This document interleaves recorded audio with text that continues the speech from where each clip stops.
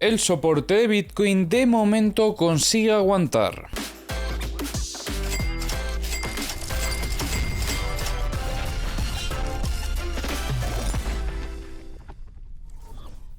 En vídeos anteriores estuvimos planteando esta estructura que veis en pantalla con soporte sobre la zona de los 60.205 y luego con esta resistencia en torno a los 61.896. Veíamos en el vídeo de ayer precisamente cómo teníamos este intento de ruptura a zona de resistencia y tras esto un rechazo que demostraba cierta debilidad visitando zona del soporte. Aquí ayer comentábamos cómo estábamos viendo un aumento significativo en el volumen, veíamos cómo entraba presión compradora sobre esta zona, el institucional se empezaba a posicionar y a partir de aquí teníamos un rebote alcista, como veis, hasta esta zona donde volvemos a observar cierta presión vendedora, continuando después de estos rechazos con el equilibrio posteriormente. Tras esto estamos viendo nuevos ataques sobre la zona de soporte hasta en más de 2 ocasiones, os diría, porque aquí van unas cuantas seguidas.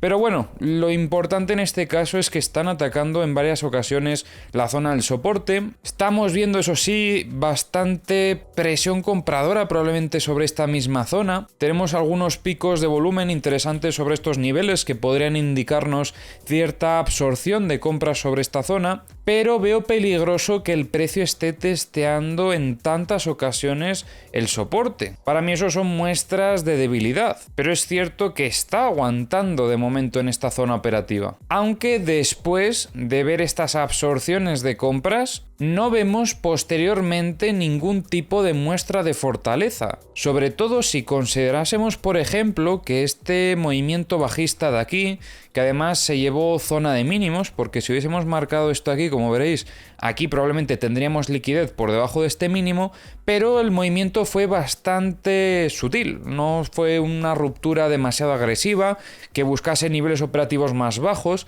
y desde mi punto de vista probablemente todavía vamos a tener mucha liquidez por debajo de estas zonas. Yo creo que este movimiento todavía no es el movimiento de limpieza de la estructura, por lo tanto vamos a marcar esta zona operativa de aquí para en el futuro poder buscar liquidaciones por debajo de este nivel, que probablemente se estén acumulando actualmente. Luego lo confirmaremos cuando revisemos las herramientas. Importante también destacar la presión vendedora en torno a la zona media de la estructura. En estas últimas horas hemos visto 2 rechazos sobre esta zona, así que será un nivel importante de cara a las próximas horas para poder observar si llegamos a tener algún tipo de intento de cambio de contexto. Y poco a poco también observad los VWAPs cómo van entrando dentro de la estructura operativa y a partir de ahí se nos activan también de cara a esa operativa. ¿Por qué? Pues porque son zonas clave que debemos de tener en cuenta y sobre todo más ahora porque, como veis, están en algunos niveles donde incluso tenemos confluencias. En este caso podrían actuar como resistencias un poquito más fuertes debido a estas confluencias. Me resulta muy interesante todo el volumen que estamos teniendo sobre la zona de soporte.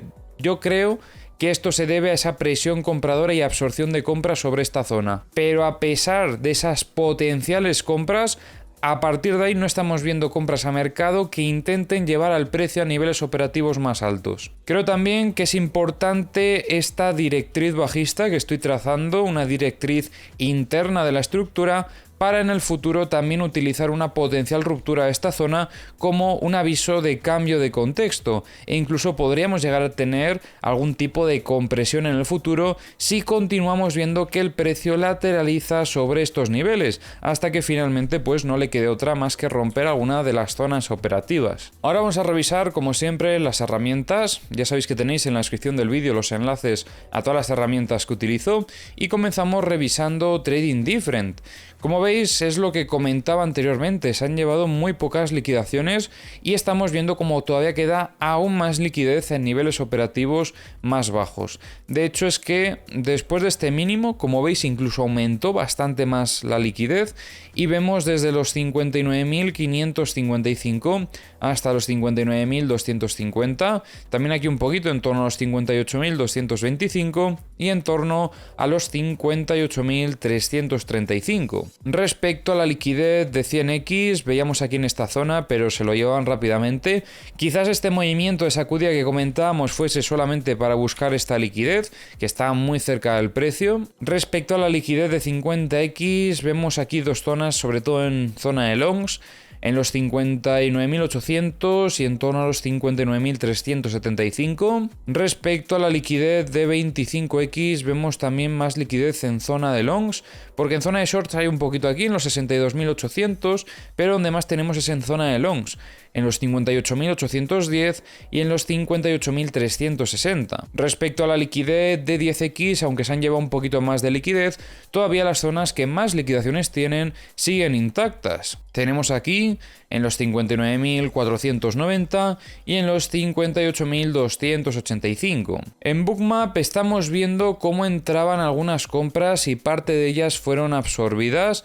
También entraron aquí compras a defender al precio en los 59.500. Vemos ahora mismo bastantes compras en los 58.100 y algún poquito de volumen de ventas en los 61.350, pero la verdad es que es bastante poco. Destacar, eso sí, grandes liquidaciones de longs durante este movimiento bajista y en estas últimas horas también algunas liquidaciones más. En The Kingfisher estamos viendo la liquidez que comentábamos ya en el vídeo de ayer, ha aumentado un poquito de todos modos, en torno a los 63.165, tenemos muchísima liquidez en zona de shorts. En los CBDs poca actividad en general, solo destacaría algunas ventas agresivas recientemente, de hecho en Kraken. En los mapas de corto plazo, liquidez en zona de longs, sobre todo desde los 60.590 hasta los 60.195. Y en los mapas de high leverage tenemos en esta zona de los 61.430. Y ahora, como siempre, vamos a comentar las noticias de hoy. La vicepresidenta de Argentina se ha reunido con el presidente de El Salvador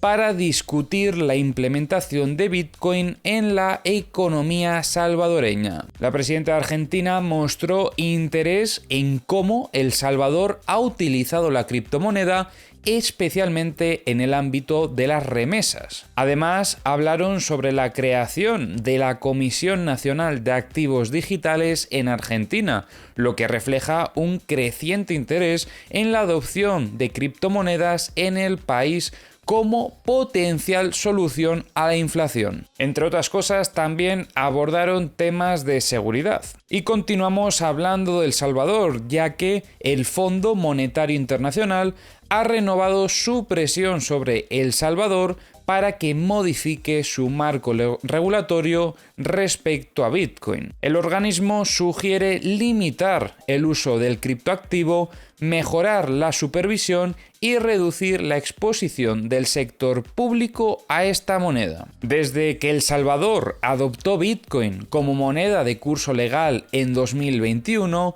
el Fondo Monetario Internacional ha advertido sobre riesgos potenciales, aunque muchos de ellos aún no se han materializado. Además, el Fondo Monetario Internacional impulsa la adopción de monedas digitales emitidas por bancos centrales. Según un informe de Glassnode, los inversores de Bitcoin se encuentran en una posición más favorable debido a mejoras en las métricas on-chain. Se destaca un aumento en los holders a largo plazo, lo que indica confianza en el activo. Además, el 62% de los inversores a corto plazo ahora mantienen sus monedas en una posición rentable. Según algunos analistas on-chain, estas señales sugieren una posible fase de cambio en el mercado de Bitcoin, acercándose a una tendencia alcista. Esto se ha ido comentando en varias ocasiones recientemente, y es que el gigante financiero BlackRock